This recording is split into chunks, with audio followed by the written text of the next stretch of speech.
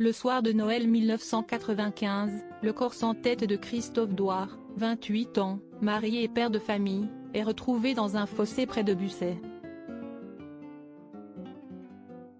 Une affaire restée non élucidée pendant 27 ans jusqu'à ce rebondissement de taille. Maria, qui était son épouse à l'époque des faits, a été mise en examen pour meurtre et incarcérée le 30 juin 2022 après 48 heures de garde à vue. Paris Match s'est plongé dans cette affaire. Pour Olivier, le frère de la victime, si est-il l'aboutissement d'années de lutte pour que le dossier ne reste pas non élucidé. Mon frère n'était pas une personnalité, si est-il un fils de rien. Comme nous sommes des petites gens, l'enquête a été menée avec de petits moyens et nous avons obtenu des petits résultats, a-t-il dit dans les colonnes du magazine. Elle disait le détester et le couple faisait chambre à part. Le dossier réouvert met en lumière le couple Douar.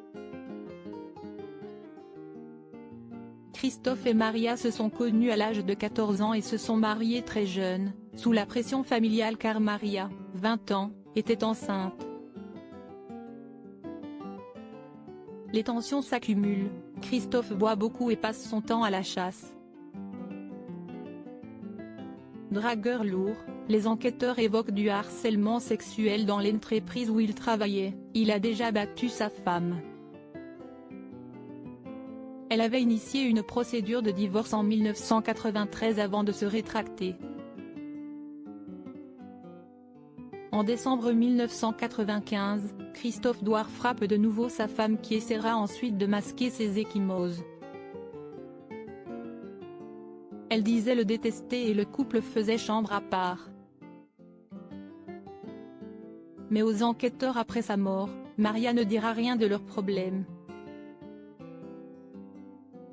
Et puis il y a ce sèche-cheveux qu'elle avait fait malencontreusement tomber dans le bain qu'il prenait, le soir de sa disparition.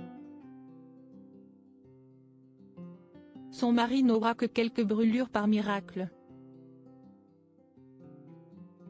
Ce soir-là, Christophe part ensuite chez son frère pour regarder un match, une soirée banale sauf qu'il ne reviendra jamais. D'autres mises en examen sont possibles. Maria, qui a mis 48 heures à prévenir les gendarmes de la disparition de son mari, a-t-elle pu tuer son mari ? De l'ADN, retrouvé sur les vêtements de la victime lors de l'exhumation de son corps le 15 avril dernier, et des divergences dans ses déclarations, apparues aux enquêteurs lors d'une analyse fine de plusieurs milliers de procès-verbaux de cet énorme dossier, ont entraîné son arrestation.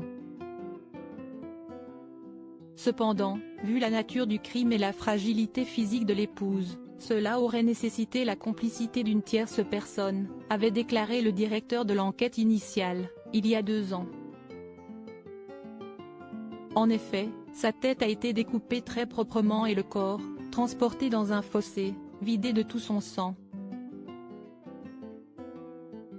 A-t-elle eu un complice ? D'autres mises en examen sont possibles, selon les enquêteurs. Dominique Maillet, ancien ami de Christophe avec qui il a eu un différend de chasse, a été un temps soupçonné puis écarté. Les rumeurs lui ont longtemps collé toutefois à la peau et la mise en examen de Maria les a réveillés. Innocente ou pas, elle est ma mère Maria, installée avec son enfant dans la Haute-Loire, à Brioude, s'est remariée, a eu 2 autres enfants, puis a divorcé. Son second mari refuse de s'exprimer. Son fils Anthony reproche à son oncle Olivier son acharnement qui a débouché sur l'incarcération de Maria. Innocente ou pas, elle est ma mère, assène-t-il. Le frère de Christophe se dit de son côté catastrophé par son neveu qu'il a longtemps entraîné au football. Mais il ne dira pas plus désormais, je dois être entendu comme témoin le 22 juillet, je réserve mes déclarations au juge. La veuve de Christophe Douar, Maria, reste présumée innocente des faits qui lui sont reprochés jusqu'au jugement définitif de cette affaire. Retrouvez l'intégralité de l'article dans le magazine Paris Match du 7 juillet 2022.